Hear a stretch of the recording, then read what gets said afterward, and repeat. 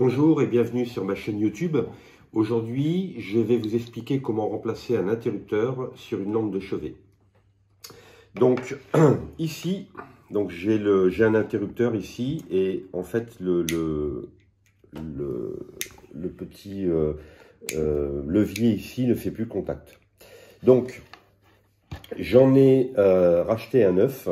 Alors je vais en profiter pour vous donner une petite information. Là, c'est un interrupteur que j'ai acheté dans un magasin de bricolage.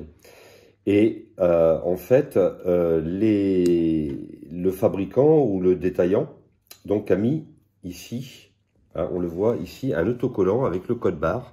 Et malheureusement, en mettant l'autocollant, la vis est juste derrière. Donc quand vous allez acheter l'interrupteur au magasin, vous dites, mince, comment on ouvre l'interrupteur finalement. Alors en fait, si on gratte un petit peu, hein, je ne sais pas si vous voyez bien, si on gratte un petit peu, qu'est-ce qu'on voit? On voit que la vis est ici. Voilà, vous voyez? Alors faites bien attention à ça parce que vous pourriez vous trouver coincé. Alors donc, maintenant que j'ai localisé l'emplacement de la vis, donc je dévisse.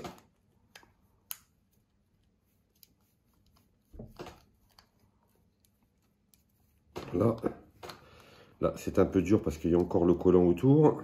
Hop. Donc voilà, j'enlève la vis. Et là, j'ai directement accès.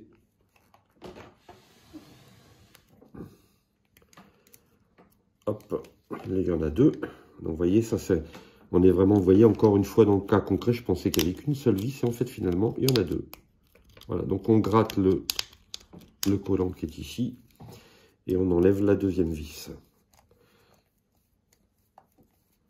Voilà.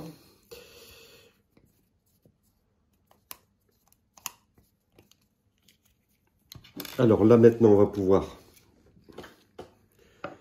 ouvrir l'interrupteur et ici on s'aperçoit qu'on a le passe-câble, hein. Donc le câble avec la gaine va arriver au bord du passe-câble et ici on a donc les deux bornes de raccordement qui seront la coupure de phase et la coupure de neutre. Maintenant, donc on enlève ce qui est défectueux. Et ici, qu'est-ce qu'on retrouve? On retrouve nos deux fils, à la différence près. C'est que sur ce modèle-là, on a coupé uniquement la phase, mais par contre, vous regarderez ici, le neutre n'a pas été coupé. Donc, c'est un interrupteur unipolaire, alors que celui-ci, c'est un interrupteur bipolaire. Bipolaire pour deux pôles. Une coupure de phase, une coupure de neutre. Donc, on enlève l'ancien système, puisque c'est cassé. Alors, petit tournevis plat, hein, donc pour rentrer dans les toutes petites vis qui sont ici. Hein, donc, c'est compliqué d'y accéder du reste.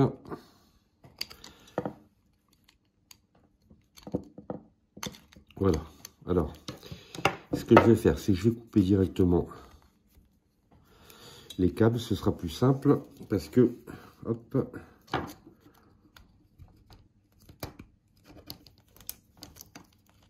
puisque l'interrupteur va directement aller à la poubelle.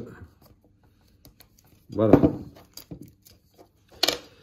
Alors, on enlève ici, comme l'interrupteur ici est bipolaire, donc du coup, il nous faut couper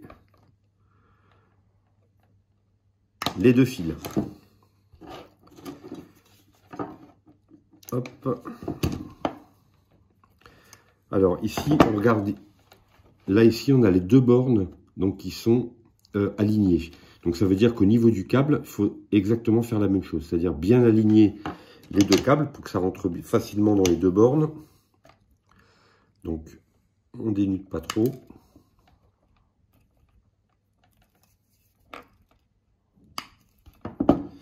Pince à dénuder.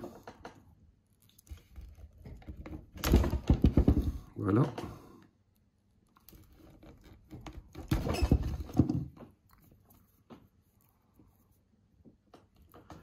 Voilà. Hein. Donc ça va se trouver comme ceci. Là. Voilà, donc en fait, une fois enlevé le serre-câble, Donc, j'ai préparé le raccordement pour que ça aille un tout petit peu plus vite. Et ce qui se passe, c'est que là, les bornes sont cirées, donc borne de phase cirée, borne de nœud cirée.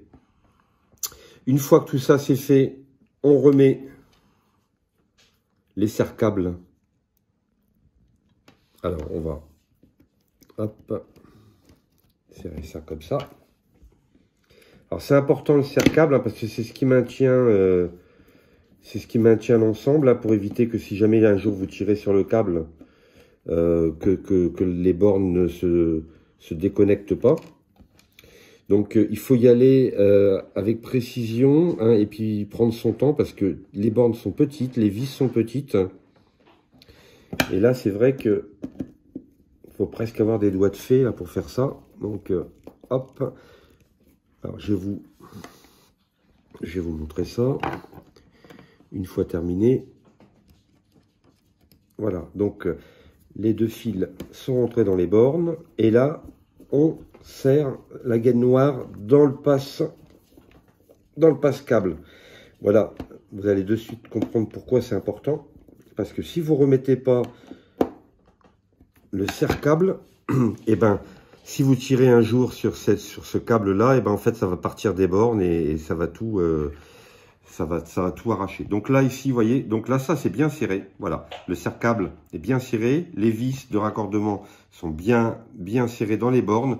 Et là, on est pareil. On fait la même chose de l'autre côté. Donc, explication, hein, donc les deux fils rentrent dans chaque borne. On serre le presse-câble avec les deux vis ici de chaque côté, hein, pour être sûr que ce soit bien serré. Avant de refermer le capot, on regarde bien si les câbles sont bien dedans. Si ça fonctionne, pas de problème. On peut remettre le capot. Ici, on remet les vis de serrage. Hop.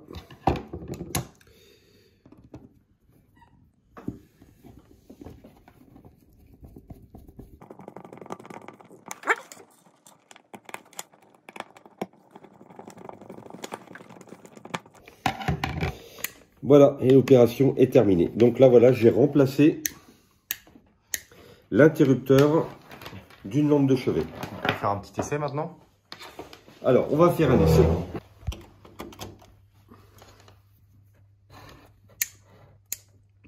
C'est du bon travail. Et du coup, moi, j'avais deux petites questions à poser.